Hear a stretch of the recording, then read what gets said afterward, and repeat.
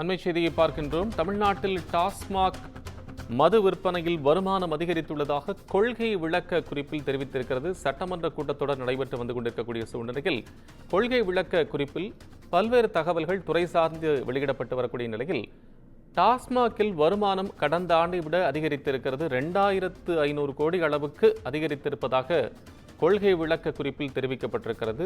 தமிழ்நாட்டில் கடந்த ஆண்டினுடைய வருமானத்தை டாஸ்மாக் வருமானத்தை விட இந்த ஆண்டு அதிகரித்திருப்பதாக சொல்லப்பட்டிருக்கிறது. வருமானம் அதிகரிப்பதாக கொள்கை விளக்க குறிப்பில் தெரிவிக்கப்பட்டிருக்கிறது. 2024-25 ஆண்டில் டாஸ்மாகுடைய வருமானம் 48,344 கோடி. இது கடந்த ஆண்டை ஒப்பிட்டு பார்க்கின்ற போது 45,000 சொச்சமாக இருந்த நிலையில் 2,489 கோடி ரூபாய் கூடுதலாக கிடைத்திருப்பதாக சொல்லப்பட்டிருக்கிறது. கூடுதலான விவரங்களுடன் சட்டமன்றத்தில் நமது செய்தியாளர் சிவா இணைப்பில். சிவா, இப்ப இந்த டாஸ்மாக் வருமானம் அதிகரிச்சிருக்கு அப்படின்னு கொள்கை விளக்க குறிப்பிட்டு சொல்லப்பட்டிருக்கிறது, என்ன விவரம்? ஒவ்வொரு ஆண்டும் தமிழக சட்டப்பேரவையில மானிய கோரிக்கை மீதான விவாதம் நடைபெறும் போது, அதிலும் குறிப்பாக டாஸ்மாக் தொடர்பான மானிய கோரிக்கை வரும்போது ஒவ்வொரு ஆண்டும் டாஸ்மாக்ல எவ்வளவு கோடி ரூபாய் வருமானம் வந்திருக்கிறது என்பது தொடர்பான அறிவிப்பு என்பது வெளியாகும். அந்த அடிப்படையில ஒவ்வொரு ஆண்டும் அந்த வருமானம், அந்த வருவாய் என்பது அதிகரித்துக் கொண்டே இருப்பது அரசினுடைய கொள்கை விளக்க குறிப்பில குறிப்பிடப்பட்டிருக்கிறது.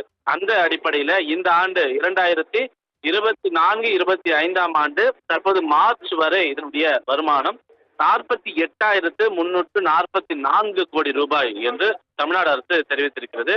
அதிலும் குறிப்பாக ஆயத்தீர்வை வருவாயாக 11,020 கோடியும், மதிப்பு கூட்டு வரி அதாவது இந்த விற்பனை வரி வருவாயாக 37,323 கோடியும் வருவாய் கிடைத்திருப்பதாக தெரிவிக்கப்பட்டிருக்கிறது. ஒட்டுமொத்தமாக இந்த மார்ச் மாதம் வரை மட்டுமே சுமார் 48,344 கோடி ரூபாய் வருவாய் கிடைத்திருப்பதாக அரசுடைய கொள்கை விளக்க குறிப்பில் குறிப்பிடப்பட்டிருக்கிறது. 2023-24 ஆண்டுகள், அதாவது கடந்த ஆண்டை பொறுத்தவரை 45,855 கோடி ரூபாய் இந்த டாஸ்மாக் மூலமாக வருவாய் கிடைத்திருப்பதாக தெரிவிக்கப்பட்டிருக்கிறது. அதிலும் குறிப்பாக ஆயத்தீர்வை வருவாயாக 10,774 கோடியும், மதிப்பு கூட்டு வரி விற்பனை வரி வருவாயாக 35,081 கோடியும் வருவாய் கிடைத்திருப்பதாக, ஒட்டுமொத்தமாக 45,855 கோடி ரூபாய் வருவாய் கிடைத்திருப்பதாக தெரிவிக்கப்பட்டிருக்கிறது. 2021 ஆண்டு முதல் தற்போது வரை கணக்கிட்டு பார்க்கும்போது 2021-22 36,000 கோடி ரூபாயும், 2022-23 44,000 கோடி ரூபாயும், 2023-24 45,855 கோடி ரூபாயும் வருவாய் கிடைத்திருப்பதாக தெரிவிக்கப்பட்டிருக்கக்கூடிய நிலையில இந்த ஆண்டு மார்ச் வரை மட்டுமே 48,344 கோடி ரூபாய் வருவாய் கிடைத்திருப்பது அரசுடைய கொள்கை விளக்க குறிப்பில் குறிப்பிடப்பட்டிருக்கக்கூடிய நிலையில மேலும் இந்த வருவாய் என்பது அதிகரிக்கக்கூடும். அதாவது 50,000 கடந்து 60,000 கோடி ரூபாய் வரை இந்த வருவாய் என்பது செல்வதற்கான ஒரு வாய்ப்புகள் இருப்பதாக தெரிகிறது. கோபால், நன்றி சிவா, அண்மை விவரங்களுக்கு நன்றி.